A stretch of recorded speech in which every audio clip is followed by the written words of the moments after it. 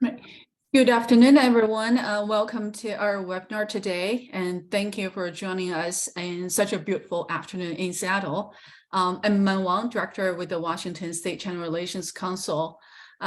Today, we'll look at the impacts of U.S. China relationship on Southeast Asia and the role of Southeast Asia in U.S. China global strategies. This is an important topic as the U.S. China rivalry and the global competition has intensified significantly in recent years, and Southeast Asia is where this rivalry is most acutely being played out. And today's discussion will be centered around key findings and insights from our speaker's recent trip to Southeast Asia as a fellow with the National Committee on U.S. China Relations. The trip was comprised of meetings with government officials, diplomats, NGOs, business communities, and scholars, all with a lens on the U.S.-China relationship and its impacts on the region. You've seen the bios of our speaker and the moderator, so I'll just briefly introduce them here so that we can dive into the discussion right away. Our speaker today is Dr. Spencer Cohen, principal and founder of High Speak Strategy LLC, an international trade and economics research consulting firm based in Seattle. Spencer consults and writes extensively on international trade, China's economy, leading industries, and regional economic analysis. Spencer is a 2021 to 2023 Public Intellectuals Program Fellow with the National Committee on U.S. China Relations. He's also an affiliate professor in the Department of Geography at the University of Washington. And our moderator is Sam Kaplan, Director for the Center of Excellence for Global Trade and Supply Chain Management at Highline College in Washington. I always think our name is long, but whenever I see or read Sam Center's name, I feel dwarfed. So Sam has worked with and in China and written about it for 30 plus years in a variety of business, policy, and education roles. He's the author of the book, Challenging China, Smart Strategies for Dealing with China Under Xi Jinping's Era. I highly recommend that you read it, and also publishes the weekly newsletter, International Need to Know. Sam has led numerous study missions to Vietnam, focus on supply chain diversification in the region. Before turning to Sam, I'd like to draw your attention to our next webinar, which will happen tomorrow, March 23rd. We'll team up with American Chamber of Commerce in Shanghai to discuss key takeaways from China's two sessions meetings that were recently concluded. Two well-known China experts, James McGregor and Kenneth Jarrett, will discuss how the structural, leadership, and the regulatory changes will impact foreign businesses in China. For more detail about this webinar or just our work in general, please check our website at www.wacrc.org or sign up for our email announcement. Some of our past webinar recordings are on our YouTube channel and our website as well. I'll post the link in the chat box in a little bit if you're interested in reviewing them. Last but not least, a couple of housekeeping items. Please keep your microphone muted throughout the session. We'll start today's session with a moderate discussion for about half an hour and then answer questions from the audience.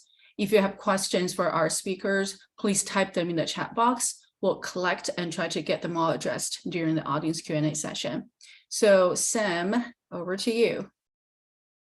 Thanks, Mon, and thanks, Washington State China Relations Council, which really needs the length of its name if it wants to stay up with our center.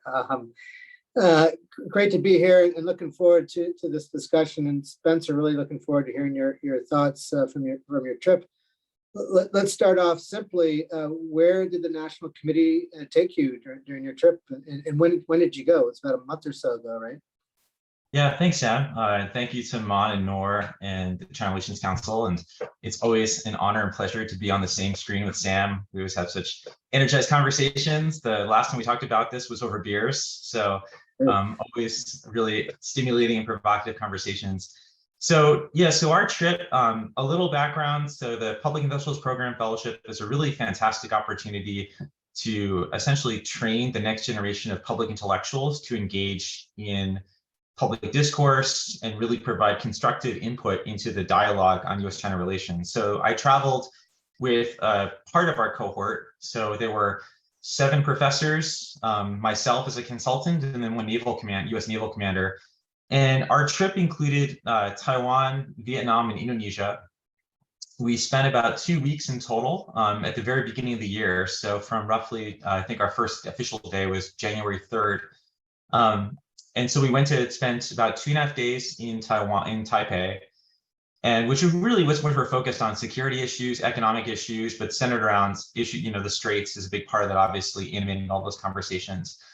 And then we went to Vietnam. So we went to Hanoi, and from Hanoi, we spent about 2 days in Hanoi, and then we went to Saigon, or sorry, Ho Chi Minh City, and spent another couple of days in Ho Chi Minh City, and then Jakarta for 3 days. And as Mon mentioned, the trip was largely comprised of meetings with kind of a whole gamut of people who are very much directly engaged in discussions and in interactions between each country. In this case, well, I should say between Vietnam and Indonesia and China. So talking about economic issues, supply chain issues, security issues, fisheries issues.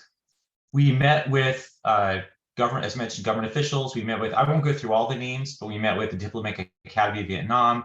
We met with the Boundary Commission, which obviously deals with a lot of land or territorial issues between Vietnam and China. We also met with, and I'll go into more detail later, but we met with a very large development project that was actually owned and operated, managed by a Taiwanese company, but in Ho Chi Minh City. We met with lots of different NGOs that are focused on security issues, economic issues, and diplomacy issues in each country. And then we also met with all the diplomatic missions, which was really cool. So our first, when we were in Taipei, we met with the Americans to Taiwan, but then we were in Hanoi, we met with the ambassadors together of U.S., Singapore, Australia, and Japan. And then we were met with the consular staff in Ho Chi Minh City. And then on our last day in Indonesia, went to the U.S. ambassador's residence, and he also invited the ambassadors from Australia, Canada, the UK, Japan, and Singapore on one side of the table, and then we were on the other side, the 9 of us, and they're basically like, okay, well, just what'd you learn? Just brief us. And so that was really exciting as well. So that's kind of the whole range. I'm sure we'll go into details about each meeting or specific meetings and takeaways, but that's the general kind of full kind of gamut of different kinds of meetings we had in locations. That's great. Well, what I would consider 3 of the most important countries in the world right now for various reasons. So what a great opportunity to study them and learn from them and go there and within the prism of the U.S. China rivalry.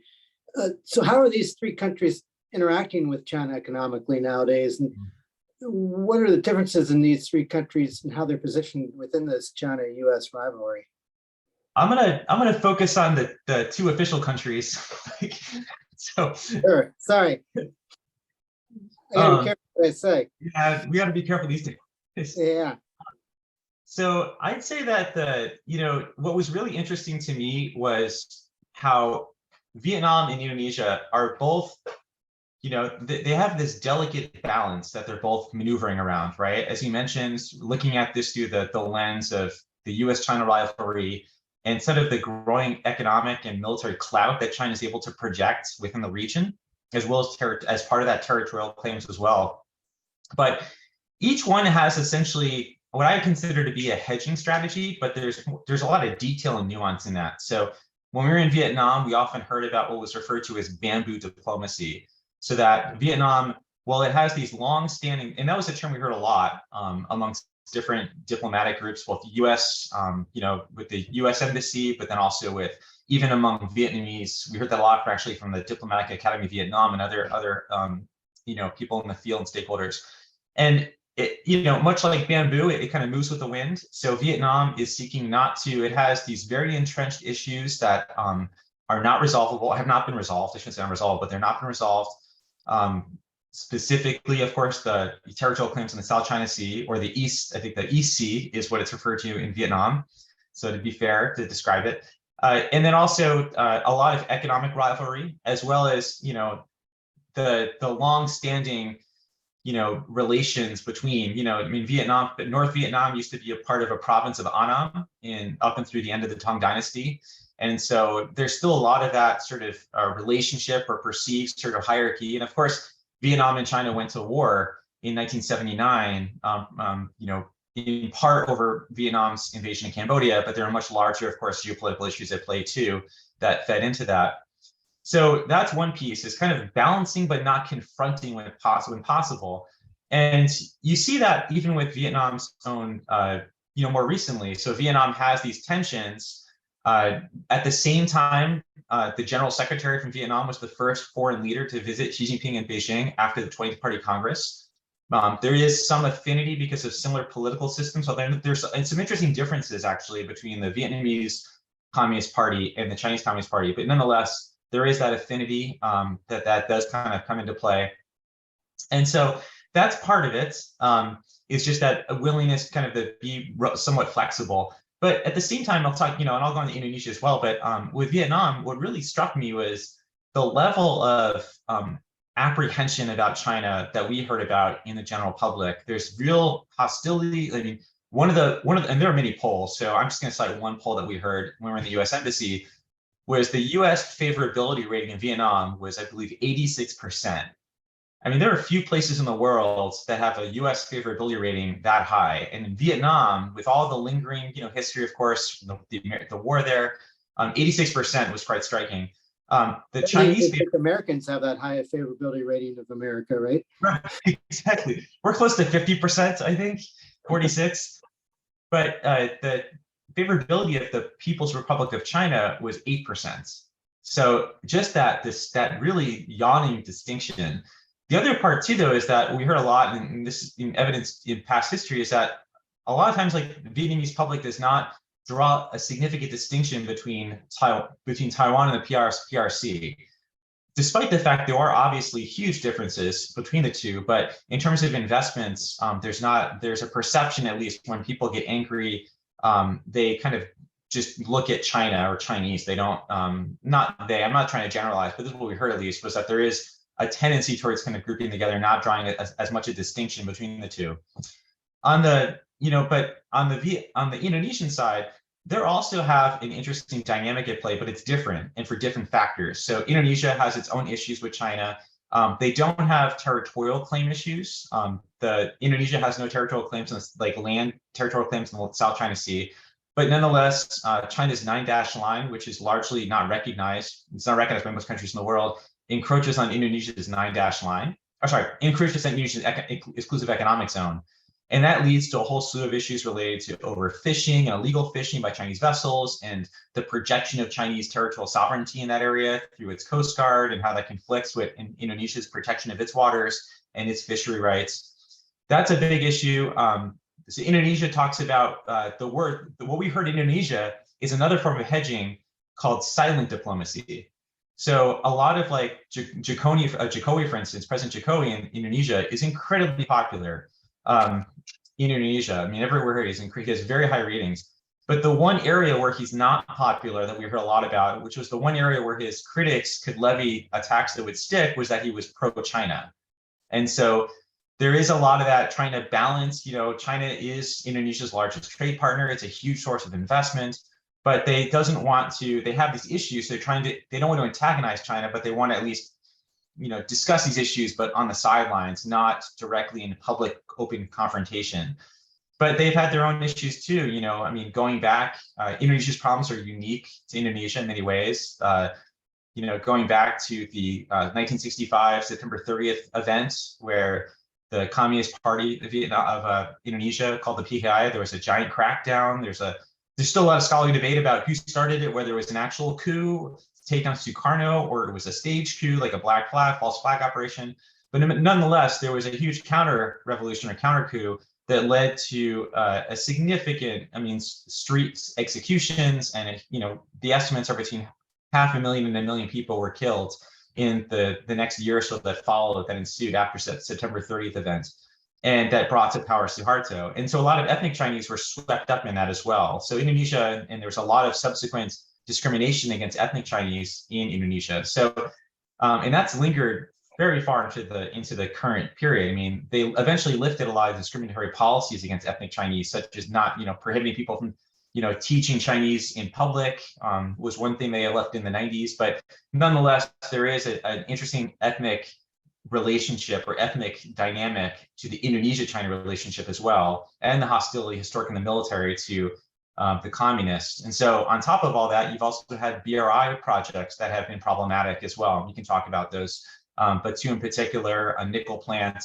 and then a high-speed rail operation or project that we can dig into a little bit. But that's kind of a really, truncated way of saying, or wordy perhaps, but how it's complicated, and that applies across the whole region. I mean, ASEAN, ASEAN is a whole range. There's a whole wide range of different political systems that represent ASEAN and have unique relationships with China, from authoritarian regimes to communist regimes to absolute monarchs to democracies and everything in between, and juntas. So, and all with different historical relationships with China. So that was one of my big takeaways, was how they, in that context, in that milieu of just different connectivity tissue, and how they negotiate and not try to be perceived as taking sides with the US, but hedge, is really an important theme.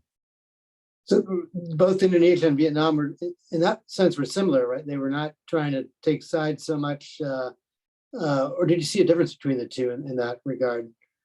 I see a lot of sort of contested space in that discussion. So, in Vietnam, they've effectively had to put in, at least the way I read it, was kind of like guardrails, diplomatic guardrails. They say they have what they call the 4 no's, which include things like no military alliances, no siding with a third party against another country, no hosting of foreign forces. And I think part of it was because they are moving really close to the US, and they don't want to be perceived. They want to be able to maintain their independence in an autonomous, independent foreign policy vis-a-vis China. And people that we spoke with, government officials we met with, described the relationship as like, the US is like a mistress, right? I mean, they're nice today, but Vietnam is, my wife's on the call, so I don't know if I should say, but China's like your wife. So, that dynamic, right? In other words, like, US can come and go. Like, things are good now with the US, but things could change. But China is always right there on the northern border. So, trying to negotiate that space. And that's what the bamboo diplomacy is kind of about, is trying to be nimble and agile and flexible to be able to preserve that level of independence in their foreign policy, not be, and to the US's credit here, the US has been quite adamant that they don't want countries to feel that they have to choose. I mean, that has been a stated policy. They want countries to, they obviously are concerned about preserving this international order as it stands, but they're not, US has been trying to really project this message that we don't want them to choose per se. Of course, we'd love for them to choose the US, but we've learned lessons over the years. And Indonesia is the same way. Indonesia, there's different parties within Indonesia, or different, actually not political parties, but different preferences or inclinations. The military has a long-standing, strong relationship with the US, in part because of the Cold War. The US backed Suharto for many years. After 9/11, there was a lot of investments especially, in belief in Indonesia. So that part of it, but there are other parts where China is a huge source of economic wealth generation. It's a huge trade partner. One of the big frustrations with Indonesia is just that it's not been able to move the value chain. It's become increasingly a place, where it's been raw materials, natural resources like nickel and other rare earths, but has not been able to elevate in the way that Vietnam has, which we'll talk about too. But yeah, they're kind of both maneuvering in their own ways, dealing with this very complicated situation with China and the US. Interesting. Yeah, actually, that's a great segue to the next question. Vietnam and Indonesia are increasingly supply chain centers in different ways. Vietnam is maybe a little higher up the value chain, and there are also alternatives to China for companies for doing manufacturing. How, if at all, is the US encouraging that? And what role are Chinese companies playing in that supply chain, and China itself in trying to deal with these changes in the supply chains? Yeah, no, that's a topic that's close to my heart. So, I think that, so a couple of takeaways. One is that what we heard directly in Indonesia was that they have not been as successful in attracting a lot of the manufacturing that has been, because we've seen more and more. There's been a lot of discussion and actual movements of investments in China, not investment, but new investments, new investment expansions, to diversify away from China. And we've seen that, in Vietnam, we've seen that in other countries in the periphery in the region, as well as elsewhere. And so, part of that was happening even before the U.S. China rivalry really intensified. A lot of that, Chinese wages have been going up since 2010. There have been other factors that have been impinging and affecting the China model and China, the China Inc. model that has been very successful up until the 20 teens. So we have seen some of those economic logic at work, where companies have been diversifying, as well as the fact that Southeast Asia as a market is a huge market. So getting into the market as well, but companies that want to get into markets where they're are thinking about diversifying out of China, or not out, but away, in addition to China, diversifying to other countries when they're not so wedded to the domestic markets in China or domestic suppliers in China. That's kind of, I think, where a lot of the movements have started. But Indonesia has been less successful in that space. And what we heard from Indonesia is the fact that they've not been able to move up the value chain as quickly as Vietnam has. They've become, Indonesia is an important source for lots of natural resources. As I mentioned, nickel has been a big one, which has received a lot of Chinese state investments, whereas Vietnam has been more successful in that space of attracting. And, I don't want to say that one-party autocracies are better at economic development. I don't want to draw that conclusion, but that's what we heard from Indonesia. They said, one of the biggest inputs in economic development is land. And, in Indonesia, there's way more, as a democracy, it's a democracy, lots of warts, but nonetheless a democracy.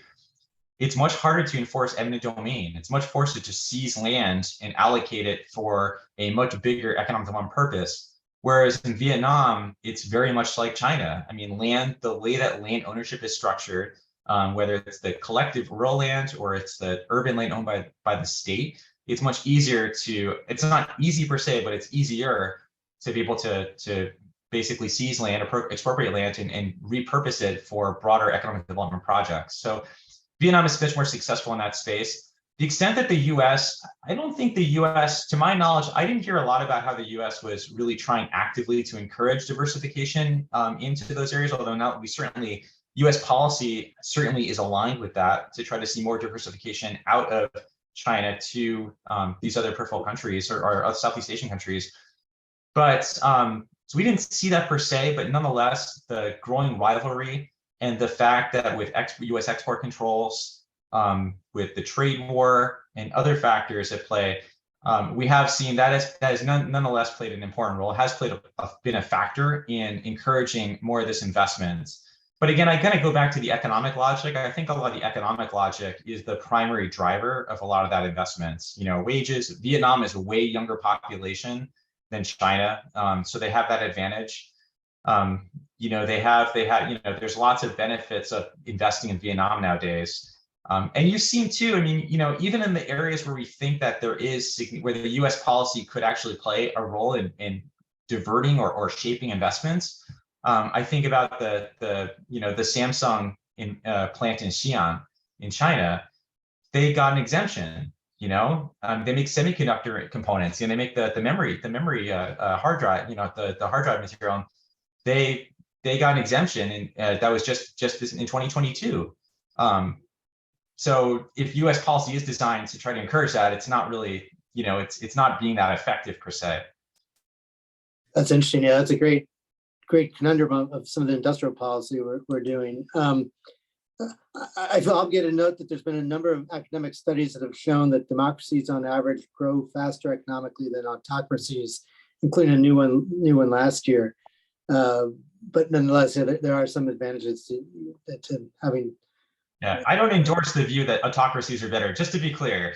Yeah, I just thought I'd throw out that stat there, and I think Indonesia and Vietnam's GDP per capita is about the same right now. It'd be fascinating to see which grows faster over the next 10 years, which is a great segue to the next question. There's these two countries in one significant place. Which future would you want? Let's say you're 22 years old. I know you're only 25. Let's say you're 22 years old, just starting out. Would you rather be Taiwanese, Vietnamese, or Indonesian? and which country's futures will be more influenced by China or the U.S. over the next decade? Wow, we should do a poll. This would be a great poll. If we could do a poll at the end of this webinar, that would be an interesting poll.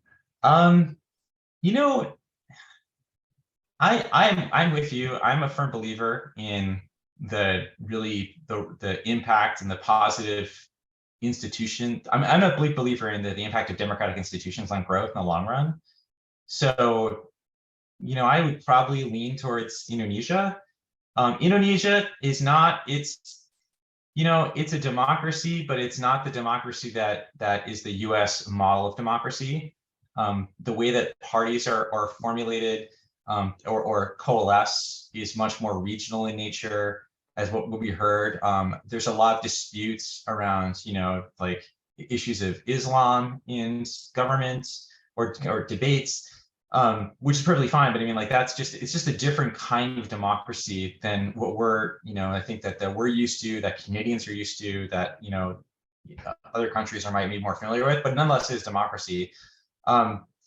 So I guess I would probably be on the side of Indonesia in this case, but Indonesia has its own, it's got its own issues. It's had some real problems with growth over the year. I mean, this is actually a conundrum.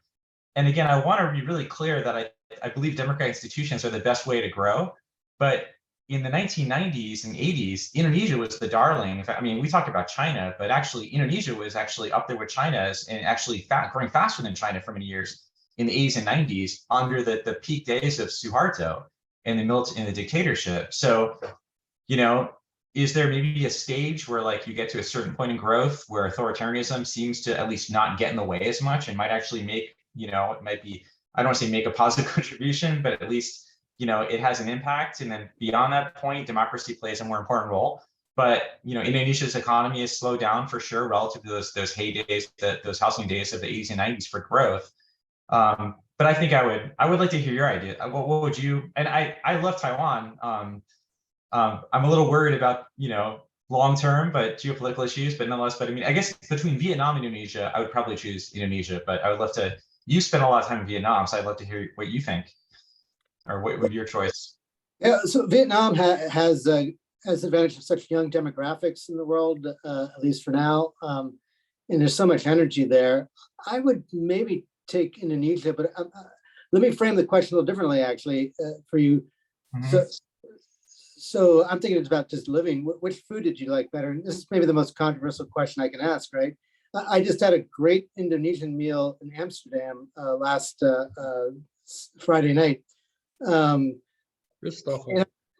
yeah, so so which do you prefer, Indonesia or Vietnamese food?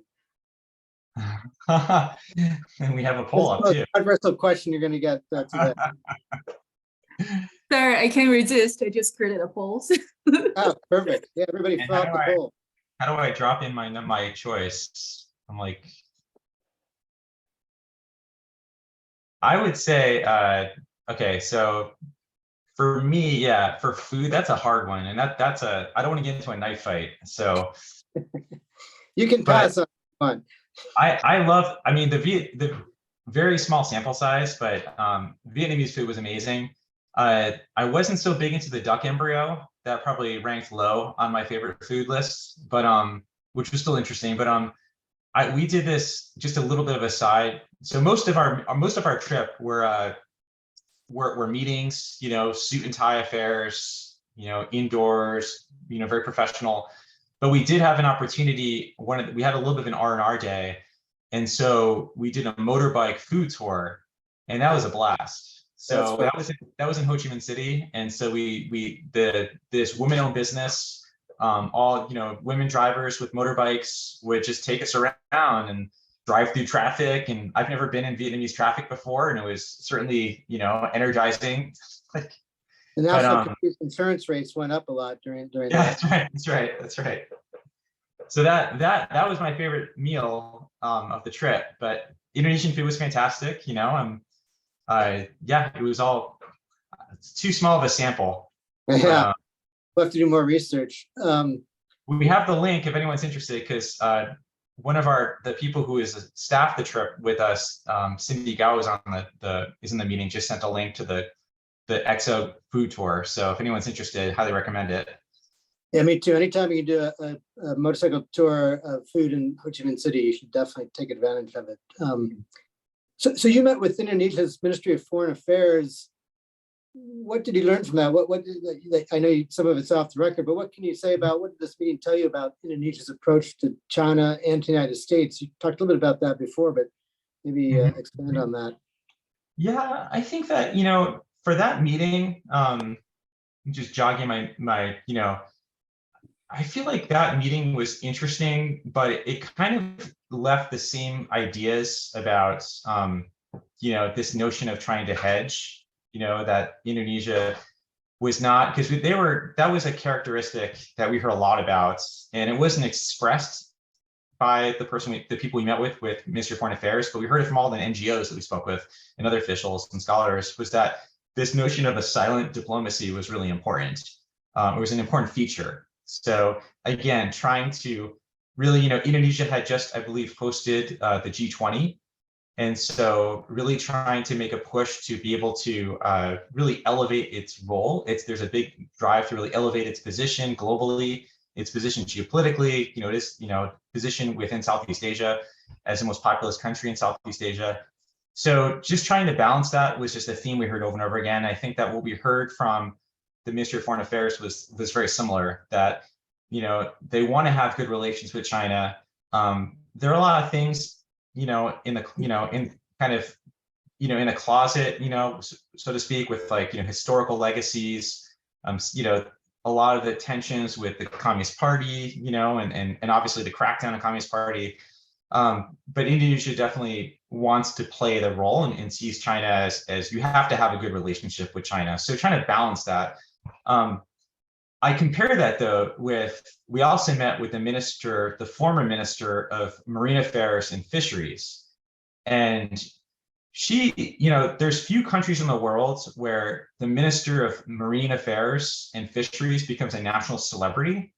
But Indonesia is one of those few countries where that actually happens, because and if I just go on a slight digression, she's an amazing person, and she grew up, she's this self-made millionaire. She grew up in West Java, as in a fishing village, as a fisherman, and just never finished high school, and just emerged, to build an empire, basically a fishing empire that eventually included an airline with 60 jet airlines, 60 jets. And she became the minister, and she became this very forceful protector and enforcer of Indonesia's fishing rights in its exclusive economic zone. So there's this tension where she was cracking down, because most of the illegal fishing was conducted by Vietnamese and Thai vessels, but there were definitely some large, there were some Taiwanese, but also mainland Chinese PRC fishing vessels, which are much larger. These are the catcher processor vessels that are much larger. And so she apprehended them, and it created a big row. And she would actually, what she would do with the fishing vessels was she would dynamite them. She'd take the crew off, but then she would dynamite them. And the Chinese government got really mad about it, and filed a protest, this and that. And so she's like, okay, so instead she just ran them aground on a reef.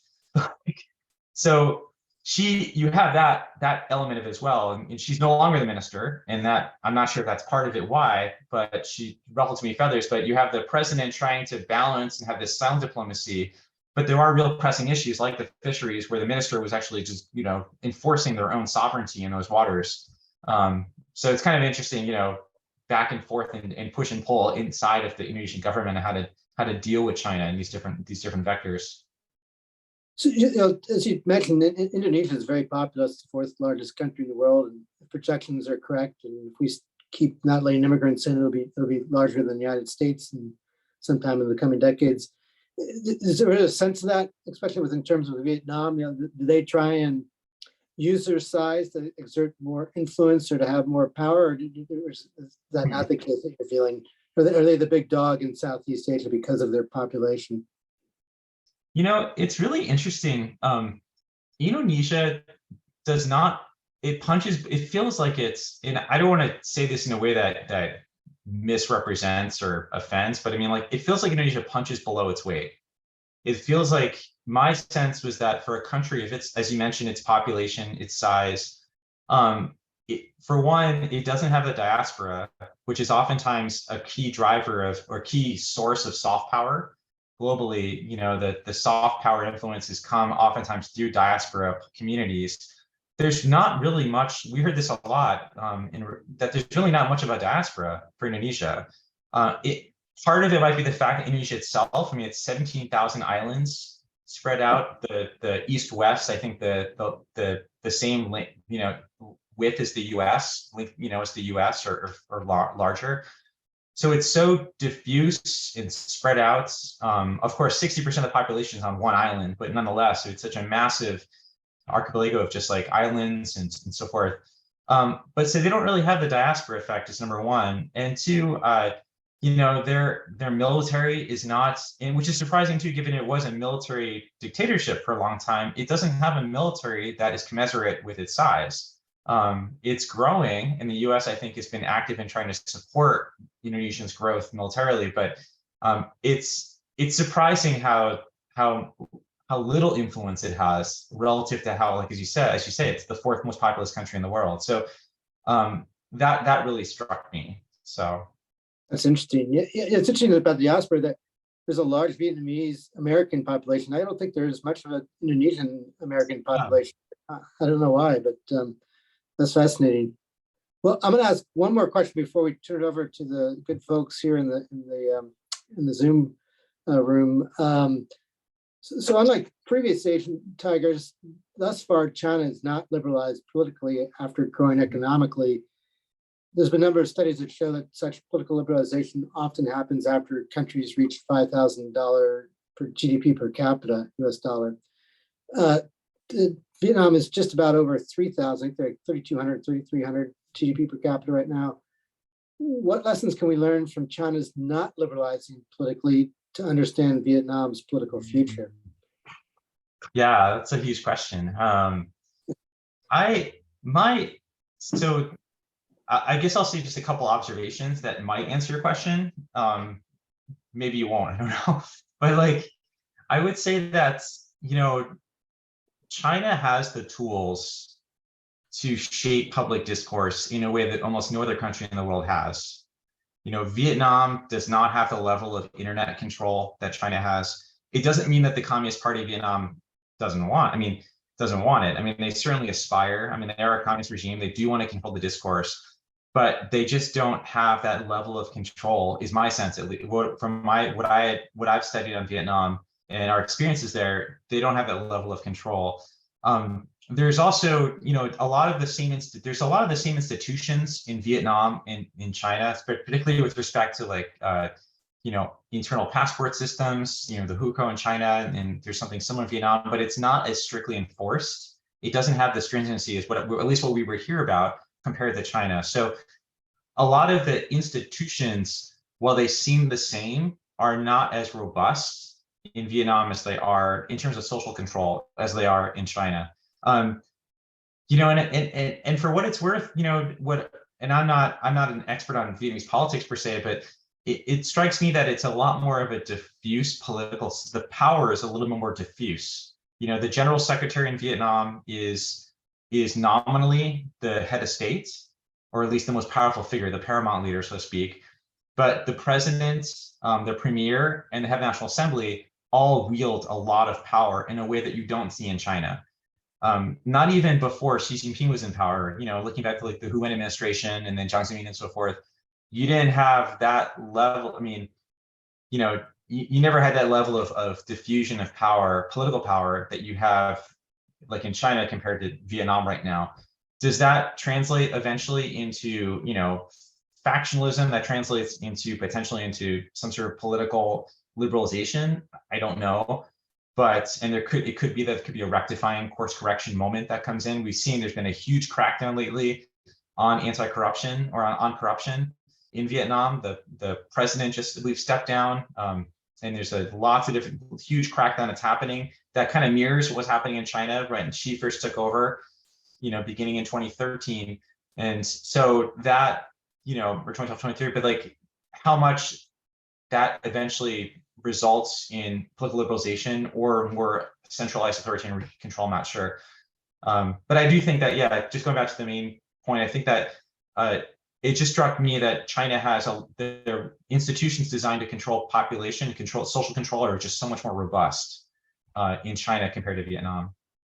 That kind of gets back to what you were saying earlier, the differences in, they're both have communist parties ruling the country, but there's differences in the structures, it sounds like.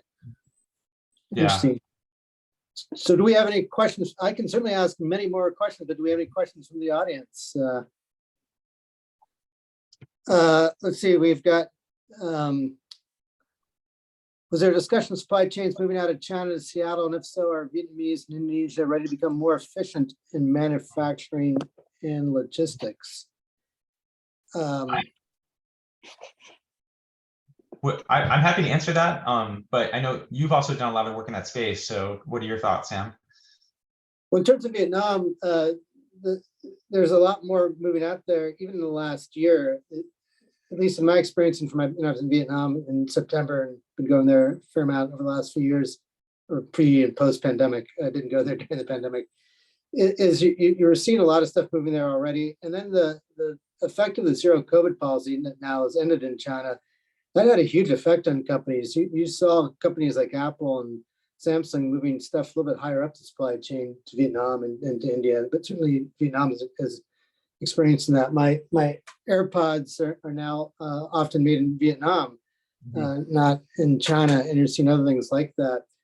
We're at the beginning of that. What's going to be really interesting to see is that now that China ended the zero COVID policy, and if things start to get back a little bit normal in terms of that, putting aside U.S. pressures, are you going to continue to see things up the supply chain moving to Vietnam and Indonesia and in India?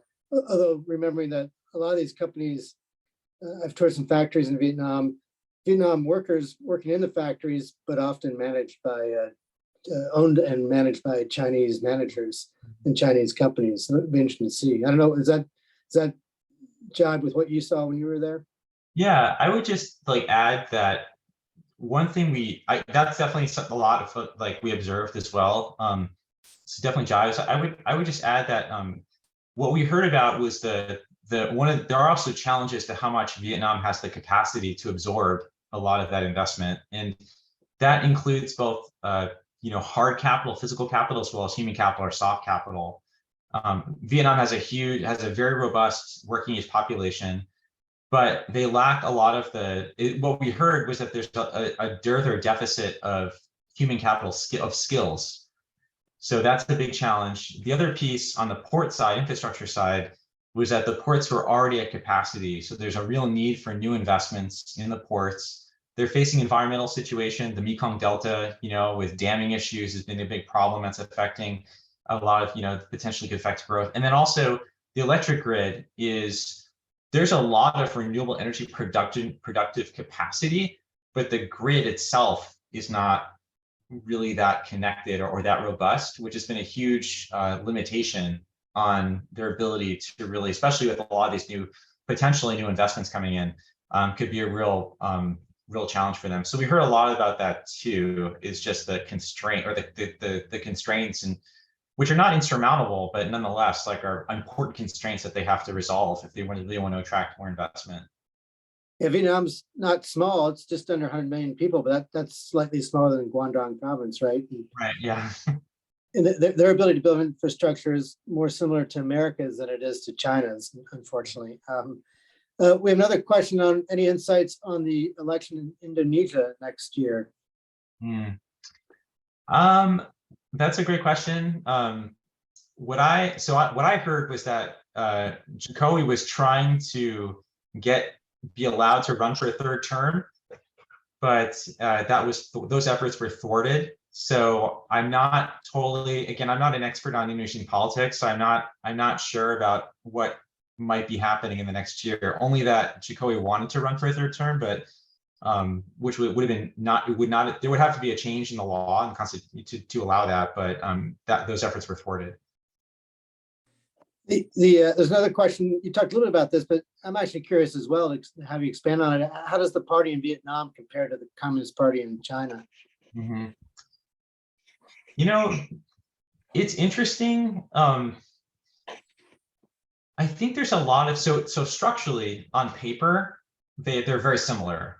There are some differences structurally. So for instance, there is no standing committee of the Politburo in Vietnam. So China has a standing committee that's at the top of the 25-member Politburo, which is the definitive sort of, the apex of decision making in party politics. Vietnam has a Politburo, and then just the general secretary and secretariat, but it's a smaller Politburo. I mean, the Politburo is 17 members in Vietnam, so it's not that big of a deal that you don't have, you don't have a standing committee, but you have a smaller Politburo. I think the differences again are really about the diffuse power, the informal institutions and power distribution within Vietnam is strikingly different than what we're seeing in China, where everything nowadays is concentrated into one person whom I shall not name. But whereas Vietnam is far more diffuse in terms of the power and the jockeying. And there are examples where the National Assembly and the Party Congress will actually, we heard about examples, we met with the Fulbright University, and this was one of the examples that came up, was that there are examples where on the fringes, right, like where the Party Congress will actually, or the National Assembly, I should say, will actually vote down, the National Assembly will vote down a law. Or a proposed law. So there was a law that was being, there's a policy or law that was supported by a general secretary and some of the top leadership to, I don't remember the details, but it had to do with land, making it easier for foreign investment to invest in Vietnam and grant rights to land and things like that. And it became incredibly unpopular. And it became popular because something that was actually unrelated to the law, but was perceived to be associated with foreign direct investment. So people got really angry about, I think it was a Chinese company, in fact, the mainland Chinese company, that people got really angry about, and so became very upset. And they associated this law, the population did, with this big, imbroglio with this foreign company. And so, despite the fact that being supported by the Politburo, the National Assembly they didn't vote it down, but they made it clear they would vote it down. So it just got shelved. So you have a little bit more of, I'm not going to call it independent. It's still largely a rubber stamp, is my understanding, much like, in the PRC, but at least there's on the margins, there's some kind of maneuverability on these issues where they are more in touch with sort of populist sentiment. So I think that's one element where there is a difference. The other thing too, I just want to mention real quick, is that what struck me as being, I've always been a student of China and Chinese, of what happens in the PRC. But a lot of what happened in Vietnam is actually China abridged in terms of recent developments in the party. So, in China, you obviously had a strongman, and you had a highly concentrated form of political system with Mao. Mao dies within a very short period of time. Reform era comes in. There's some obviously juggling around, and rise of Deng Xiaoping, and then reform era, and largely, diverging or moving away from these very orthodox, rigid institutions to try to open up to market reform. At the time, and China was very poor, obviously, at that time. In Vietnam, something very similar. Vietnam was basically, communism was very, established in the north, but in Vietnam, communism as a system was not established until the end of the war in '75. So the period of national communism as an economic system lasted effectively from 1975 to 1986. That's it. That 11-year period. And what happened is that the leader of the Communist Party died, who was the strong man. And even people like General Giap, for instance, and others became big supporters of reform, because they're like, Vietnam was the second poorest country in the world in 1986. So after 11 years of doing communism nationally, they're like, this isn't working. We got to try something different. And that's when they opened up and had it's almost like their version of like the third plenum of the 11th Party Congress in China. 1986 was like their moment where they decided that we need to open up and, encourage market forces. And in some ways, arguably, Vietnam has become more receptive to markets than even China has since then. So that's a long spiel, but I think that there are some interesting differences, and the pragmatism, though, is kind of interesting. There's some similarities to it, the pragmatism. That's a really interesting point about the compressed timeline of Vietnam's communist history. Yeah, that's really interesting. There's a question, two linked questions. They say, how are Japan and South Korea viewed as trade and development partners? Do you see Japan doing more of the heavy lifting versus the U.S. in the West relationship with the region? Yeah, that's a great question. Just South Korea first, I can't verify this number, but I heard from numerous sources that Samsung, so one company, represents 30% of Vietnam's exports.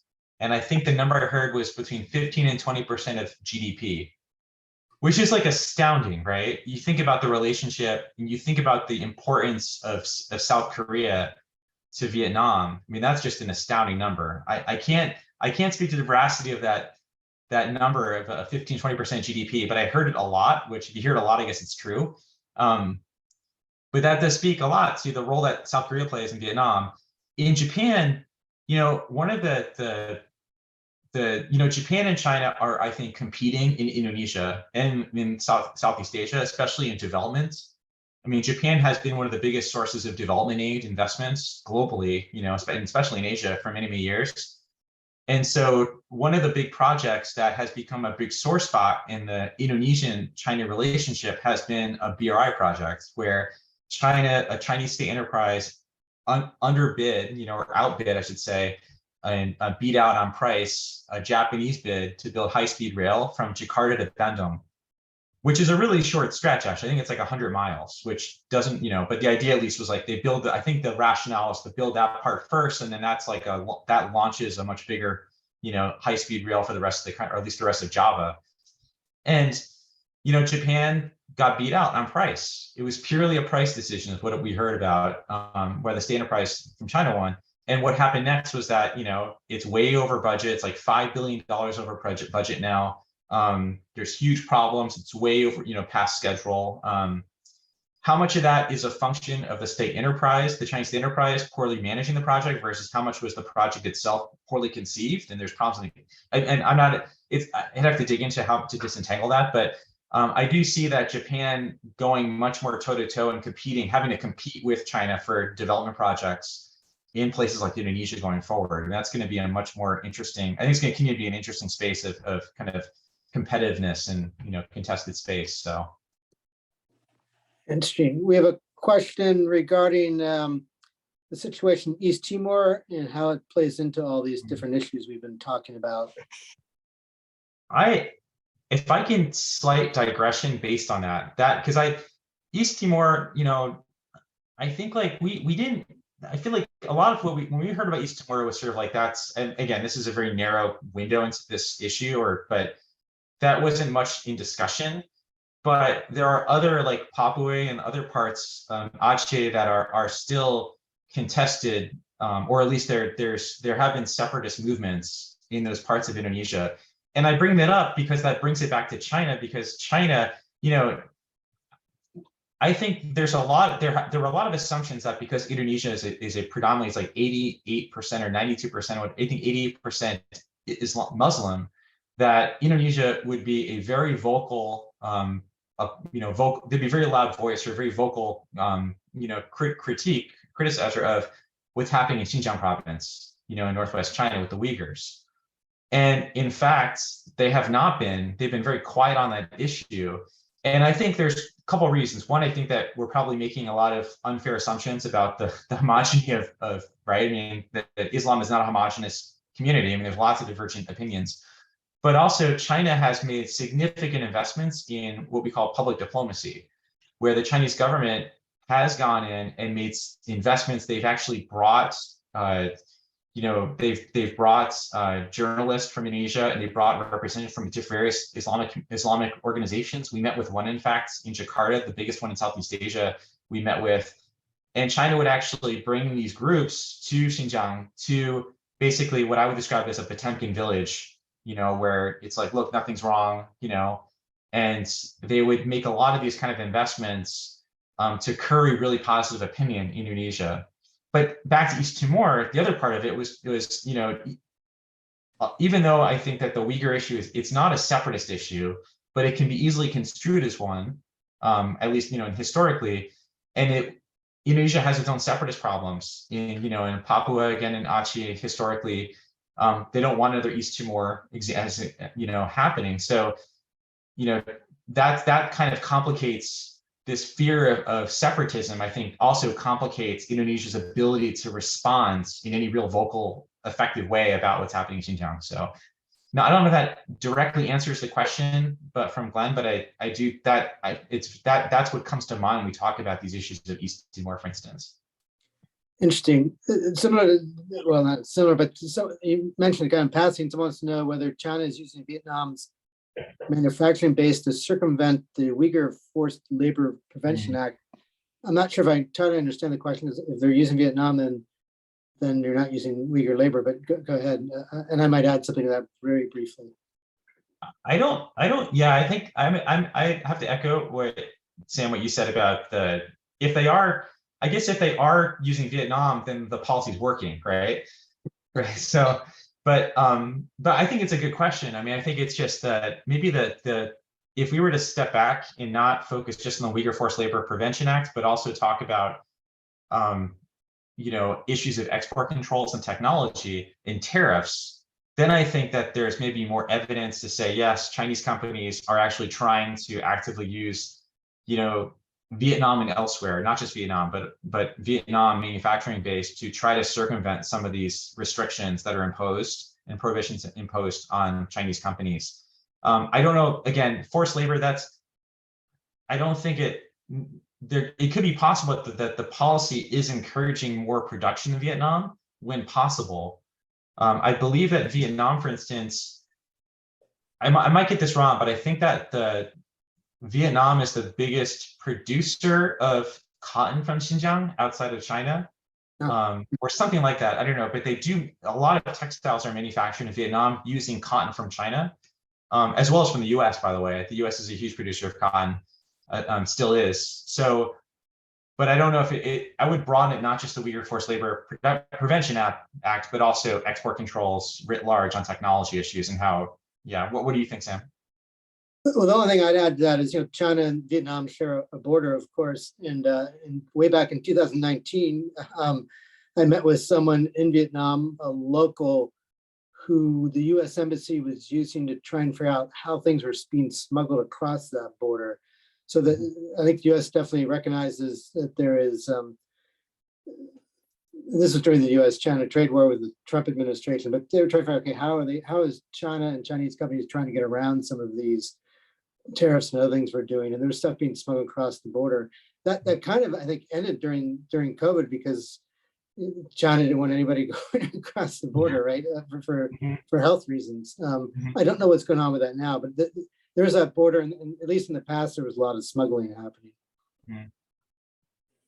Let's see. I know we're at just past 5. Do we have time for? Let's see if there's any other questions here in the chat room. One from Noor. Yeah, Nora asked about Japan. He thinks actually provides more development funds to Vietnam and maybe Indonesia than China does. But as you say, China promotes their projects more loudly. That's true generally in the region. I think China's a larger investor than China. You just don't hear about it as much. Is that accurate? That's my understanding. Yeah. Yeah. Japan historically has been a really significant investor in Southeast Asia, especially Vietnam, so for development projects. Maybe we'll finish up with one last question. This is less controversial than the food question, but difficult. Put your U.S. Secretary of State Antony Blinken hat on. What would you change in U.S. policy to be more effective in Southeast Asia? That's a tough one. That's a really tough one. Well, I would say that, and I think the U.S. is doing this, but so the Biden administration has been really adamant about drawing a distinction in sort of, I want in eschatological terms, right? Defining like, democracies versus autocracies. And that's been a big animating, but that's been the thing that people know about, I think, oftentimes recognized in U.S. policy, And I support that, to be clear. I want democracy everywhere, but it's not reality, right? And so there's another layer to that, which is, I think, less vocally expressed, but is nonetheless important. And they have articulated this, we heard this in various ways, is that if you're not a democracy, but you're not challenging the international order, then you're still okay. And that is like that out that kind of lets Vietnam come into the fold, if that makes sense, right? So if you're, we want you to be a democracy, that's the top tier. But if you're not a democracy, but you're not doing anything to challenge, whether it's UNCLOS, like violating UNCLOS rules, or, you're okay, then you're still okay. And I think that's a more pragmatic approach and more realistic. I think, the danger I have, so in this is more about China specifically, is that, and I don't know who's more at fault here, but going back to the Cold War, up until the Cuban Missile Crisis, the Soviet Union and the U.S. didn't have a system in place, any robust system for crisis management, and it took like being on the brink of a nuclear apocalypse to make that happen, right? And even then it was still spotty, but at least there was constant dialogue, like, let's not let that, we don't want that to happen again, let's have a crisis. And right now that doesn't exist in the U.S. China relationship.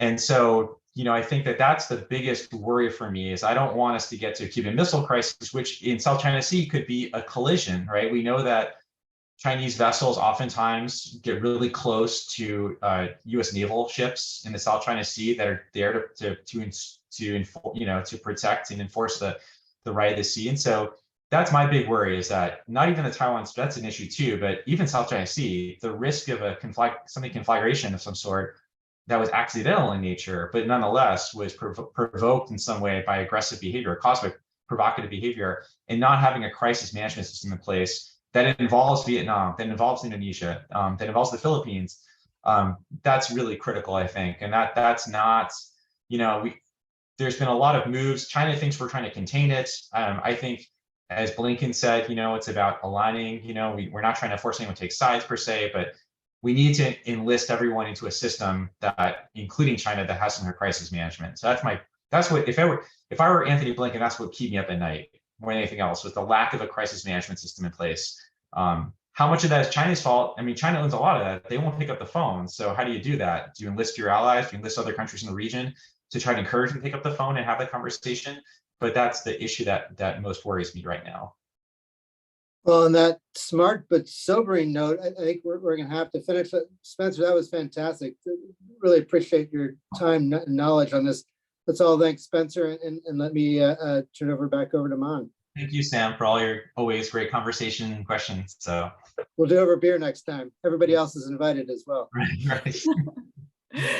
So thank you, Spencer and Sam, for a really, really great discussion.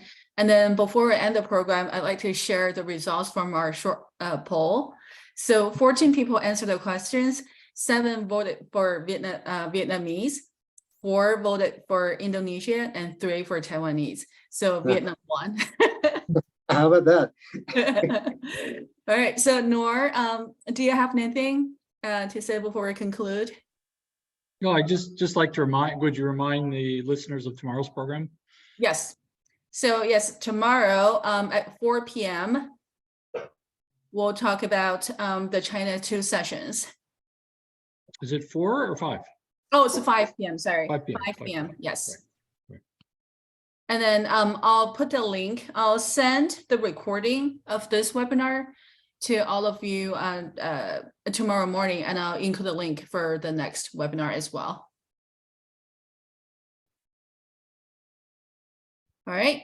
So thank you everyone for joining us today. Have a great evening, and then hope to see you in our future webinar as well. And thank again for Spencer and Sam. Thank you. Bye. Thanks, everyone. Thanks, everybody.